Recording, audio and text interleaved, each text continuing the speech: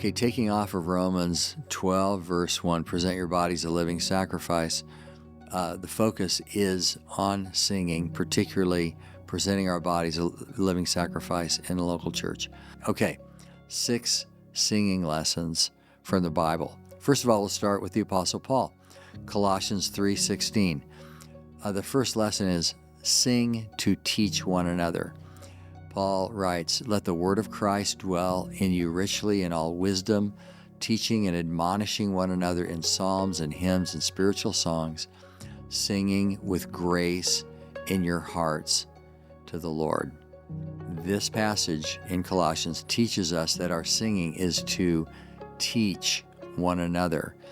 The Greek word for teaching is didasko. It means to provide instruction in a formal setting. When we sing, we are teaching one another.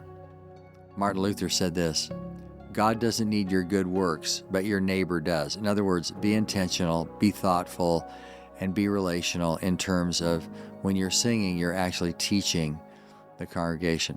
This is in sharp contrast to some of the manifestations of Christian worship services, where you just simply get lost in your emotions, or in pagan worship, where you just lose yourself in some altered state of emotional ecstasy, moving yourself to sort of mindless repetition.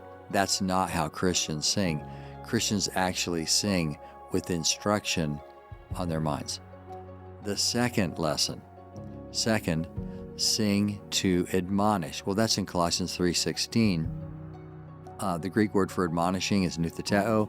It means counseling, to warn, to advise someone of some kind of danger, or to correct one another. When we're singing, there are certain songs that actually are in the voice of correcting the church. The third lesson from the Apostle Paul is really to help you remember the words. Let the word of Christ dwell in you richly. Singing helps you remember the words of Jesus Christ. Now, we're familiar with this idea already that songs help you remember. Kids learn the alphabet with songs, learn the books of the Bible with songs. And the truth is, the words of songs come back to you. I'm sure, when you were younger, most of you've listened to songs that you shouldn't have listened to. And those words come back to you, and you wish they could leave your mind. But they don't leave your mind. I like what Bob Coughlin said. Sing words that God wants us to remember. In other words, let the word of Christ dwell richly. Here's a fourth singing lesson. Sing strong with gusto. Psalm 8, verse 11, Psalm 98, verses 4 through 6. All over the Bible you find this. The fifth lesson, sing to proclaim the truth. So when we sing, we're making truth claims. We're explaining matters of Bible doctrine. We're declaring what is true and what is real.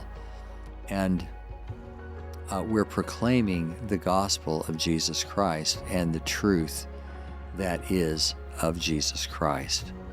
So here's the sixth singing lesson. Sing for the unity of the church. It unifies us because we sing off the same page. We're saying the same words.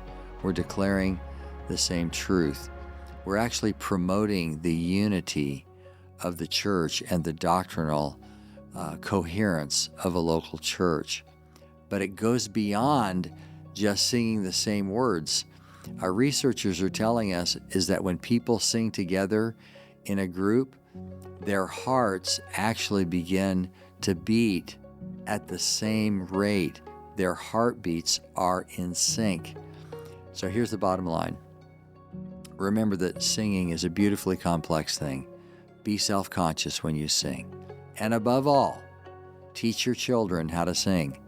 Help them understand what they're doing. Don't let them come mindlessly to church when the songs are sung. All of this for one purpose, to point to Jesus Christ, our only hope in life and death. The grass withers, the flower fades, but the word of our God stands forever. Scripture Applied is a production of Church and Family Life. Visit churchandfamilylife.com for more resources.